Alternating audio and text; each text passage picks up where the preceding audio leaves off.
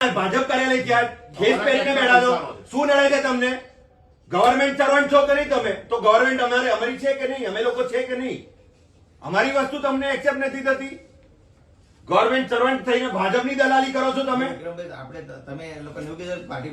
Party plot ને છોડ દો. બેનનું બેનર કેમ નહીં હટાવાતું? વિક્રમભાઈને છોડ દો. બેનનું બેનર કેમ નહીં હટતું તમારાથી? ઇનલીગલ મારા પાર્ટી પ્લોટ ની અંદર થી બેનર હટતું હોય તો બેનનું ઇનલીગલ બેનર કેમ નહીં હટતું? કયો જન્મ લેવાનો છે એની માટે?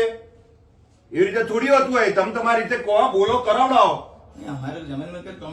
જમીન મિલકત કોમર્શિયલ ને નહીં. કોમર્શિયલ વસ્તુ બોર્ડ બધું તમારા અંદર આવે છે. તમે કાઢો સાહેબ કે બોર્ડ અત્યારે એમને આદેશ કરો. તમે લખીને આપો ને મને કે અમારામાં બોર્ડ મિલકત કશું નહીં આવતું. કાલથી કોઈ બેનર હટશે ને તો પછી હું જવાબ આલીશ.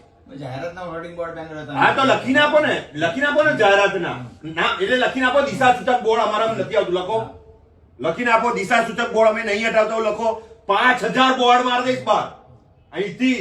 એક પણ હટાવ પછી મન ના કહેતા 10 લાખ ખર્ચો થશે કરી દઈશ, પણ દિશા સૂચક બોર્ડ હટાવવાની જવાબદારી તમારી છે. અધિકારી છો, જવાબદારીથી ભાગશો ના. મર્દ બનો અને લડો. અને જે મર્દાનગીથી મારું બોર્ડ હટાવ્યું એ મર્દાનગીથી એ બેનનું બોર્ડ હટાવો. એ બે બોર્ડ નહીં હટે સાહેબ તો આ વસ્તુ હવે કોઈ સંજોગ શ્રીધર વ્યાસ જીવશે કે મરશે પણ એ બોર્ડ તમારે હટાવવું પડશે. યાદ રાખજો, હું છોડું નહીં. બહુ દલાલી કરી તમે, બહુ બેનરો હટાયા તમે, લોકોના ઘરો તોડી નાખો છો રાત્રે બપોર દિવસે.